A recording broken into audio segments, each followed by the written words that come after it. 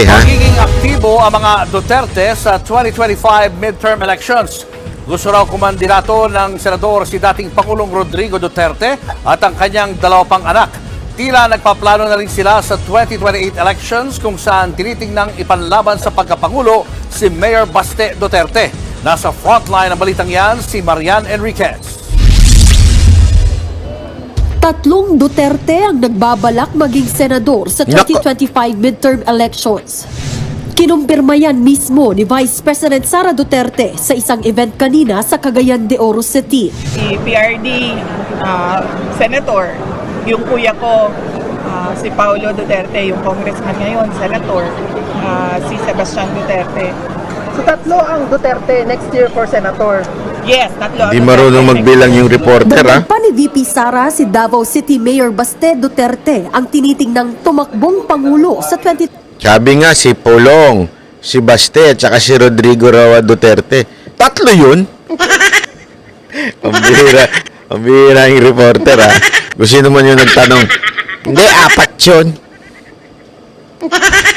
28 elections. Habang ang bise, babalik daw sa pagkaalkalde ng Davao City. Hindi na idinetalye pa ni VP Sara kung kailan siya babalik sa pagka-mayor, lalo't tatakbong Hindi. senador si Baste. Sa Alam mo kasi ang gulo-gulo ng mga nagtanong sa kanya dito, eh. Pag pinanood mo yung tuloy iba na pick up ni Frontline. Ang linaw no sinabi ni VP Sara Duterte, pakinggan nyo naman. Yung comprehension nyo. Yung original video niyan, kasi parang ang gulo ng sagot ni VP Sara Duterte kasi paikot-ikot yung tanong ng mga nagtatanong sa kanya. Sinabi na nga niya, si Baste, si Pulong at si Rodrigo Duterte tatakbong senador sa 2025. Tapos sa 2028, tatakbo siyang si Baste ng presidente. Ako naman, may mayor ako ng Davao. Yun ang sinabi niya. Paulit-ulit naman.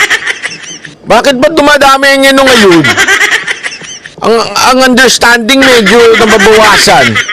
Ang tanong ngayon, kung yung tatlong Duterte ay tatakbong senador, sino magiging mayor ng Davao sa 2025? Hindi tinanong naman si VP Sara Duterte kung siya ba ay magre-resign. Ang sagot niya hindi siya magre-resign. So, sinong tatakbong mayor ng Davao? Ako po. Woo! Baka si Kitty Duterte hindi pa. Bata pa masyado si Kitty Duterte. Huwag niyong pinakikialaman, ha? Ayaw yan ng kanyang nanay. Ako, yung nanay niya nakapakahigpit. Sabi, ayaw niya sa politika. Ayaw niya mag-artista. Mag-aral ka. Sabi niya, grabe. Hindi si Kitty daw. Hindi si Kitty. At tanggalin niya. Huwag niyo nang pinag-uusapan niya si Kitty. Kung ayaw mong mamura ni Presidente. Inintindi mo na. Banat ba? Maraming nabudol. Oo nga eh. Hindi. Ako feeling ko lang naman po ito. Yung totoo, kasi di ba, syempre, ayaw naman natin mambola. Feeling ko, hindi yung tatlo ang tatakbong senador. Feeling ko lang feeling ko may iwan sa kanila doon. Definitely si Baste. At si PRRD rin at bilang senador. Si Pulong mukhang siya ang magme-mayor. Sa tingin ko lang tansya ko lang. Sa galawan nila mukhang yun ang mangyayari. Pero sinabi na lang pati si Pulong para talagang mataranta tong kalaban. Hindi, mukhang matataranta tong mga kalaban natin di ba? Hindi kasi, eto sabi nito isa, doon ako sa feeling mo, lakas ng radar mo. Hindi kasi, alam mo naman, ayoko lang magsabi ng meron akong asong gala, ganun. Yung meron akong puting ahas, mga puting ayoko lang magsalita ng mga ganun, pero basta feeling ko lang naman po feeling ko lang si Pulong ang tatakbong mayor at si PRRD sasamahan niya sa pag-campaign etong si Baste Duterte. Sana. Okay? Sana lang. Okay? Ewan ko Pwede ba magbago yan? Kasi Basta, pwede magbago. Hindi ko masabi. Basta pwede magbago yan. Pwede ring si Basti na lang ang maging senador.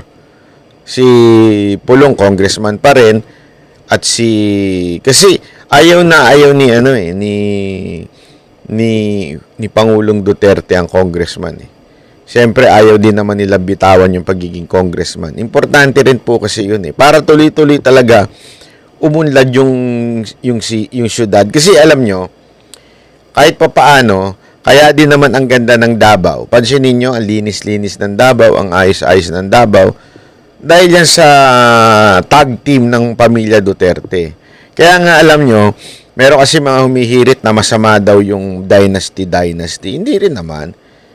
Masama ang dynasty kung masama yung lahi na nakakumandidato, 'di ba? Katulad nung yung congressman na buhaya. Yung anak na may governor mukhang buhaya din. Pwede pang ganun. Pero kung sakasakaling katulad ng mga ganito, marami naman magaling diyan kahit magkakapatid, 'di ba? O nandiyan ang mga Cayetano, magaling naman 'yon. Si Senator Alan at saka si Senator Pia, mga magagaling yan, mga matitikas ho yan. Di ba? Marami naman umaayos na mga magkakapatid. Meron lang din mga sablay. Pero kasi, para sabihin mo na ipagbawal na yung dynasty, mahirap din naman. Hindi, mahirap din naman po. Di ba? Tatalay. Niyan, nilinaw ng bise na hindi siya magbibitiw bilang pangalawang pangulo ng bansa. Ayon sa ilang political analyst, tila piniflex ng mga Duterte ang kanilang lakas sa politika. Ngayong hindi lang isa kundi 3 Duterte ang tatakbo sa pagkasenador. But I think what Sara is saying here is that hindi kami mawawalan ng mga paraan, no, to stay. Umagais ka naman ng suit mo.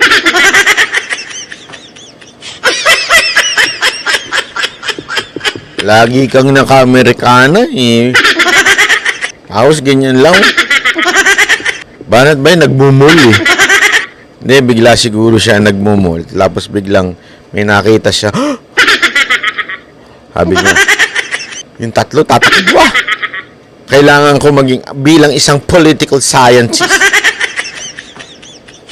Talagang pinaganda pa. No? Political scientist. Ako, political engineer. Ano ba?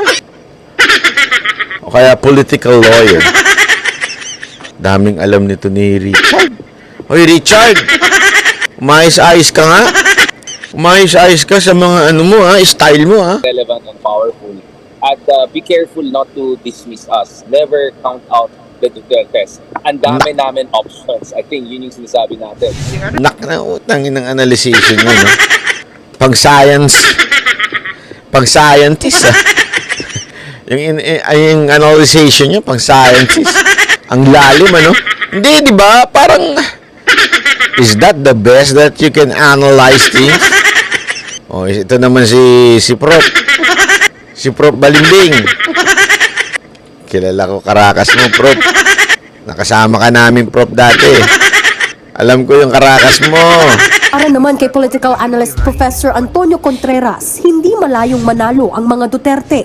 Yun nga lang, Of course, like I said, this is a free country, but what is the reason why they want to run? All of them. Are they doing this for the people or for the family? And that is something that is going to be hotly debated. That's going to also be something that can be brought against them. Because basically, you're running, all of you, it's an overkill. Galing sa isang pulis. Hindi. Alam mo kung bakit? Hindi. Ikaw naman overkill. Alam mo, kaya talaga kasi kulang talaga eh.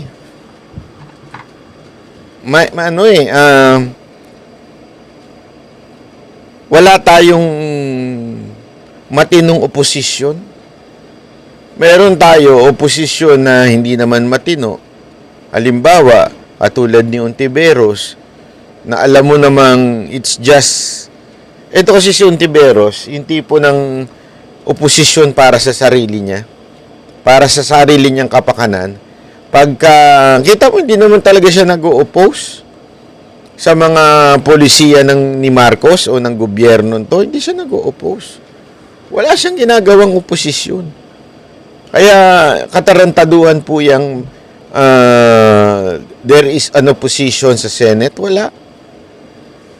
Mas ano pa nga si Pimentel mas masasabi mo pang matinong oposisyon At least talagang hindi siya oo ng oo. Dito si Ontiveros, sino ang target niya? Mga Duterte. Di ba? Anything that would serve against Duterte, gagawin niya.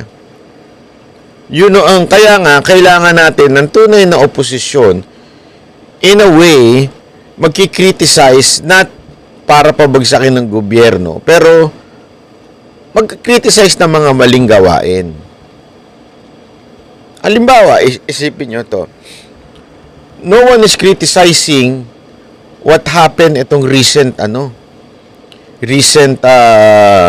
encounter sa South China Sea. Di ba? Wala ho. Meron niyang hearing. May hearing kasi na ginawa kanina si Senator Amy. And yet kulang Kulang yung yung masasabi mo, ito talaga, sigurado tayo dito. Kaya niya to sinasabi. Dahil gusto niya, tamang pananaw ho dito sa West Philippine Sea. Di ba? Wala Wala ho. Di ba? Ngayon, importante itong si Pangulong Duterte, yung perspective nila, kasi yung mga dapat ngang opposition, di na nagsasalita. Di nyo ba napansin? Yung supposedly mga kaalyado ni Pangulong Duterte, di na nagsalita. Kaya nga napuno na si Senator Basti Duterte.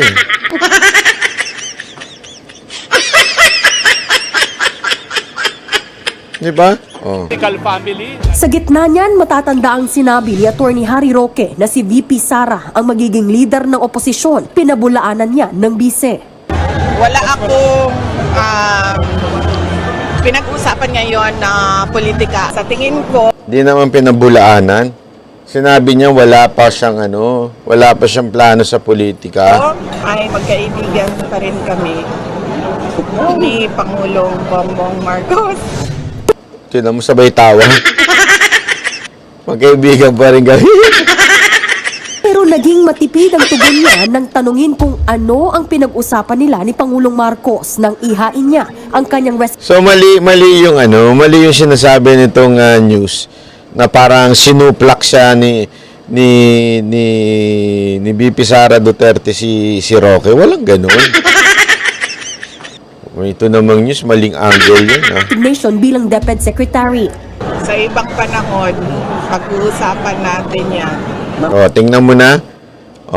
Sa ibang panahon, pag-uusapan natin yan. Easy, may tamang panahon, di ba? Akala nyo yung video lang ang may tamang panahon?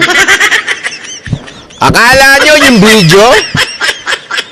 Yung video lang ang may tamang panahon? Hindi. Ito din, may tamang panahon. Akala nyo kasi. Hindi, ibig sabihin nun, tama yung sinabi din ni Roque. Hindi sinuplak si Roque. Hindi pa lang napapanahon ngayon. Di ba? Hindi pa lang napapanahon ngayon na magsalita. Sa tamang panahon, darating tayo dyan. Easy. Di ba? Easy. Huwag masyadong mainit ang ulo nyo. Sa tamang panahon, darating tayo dyan.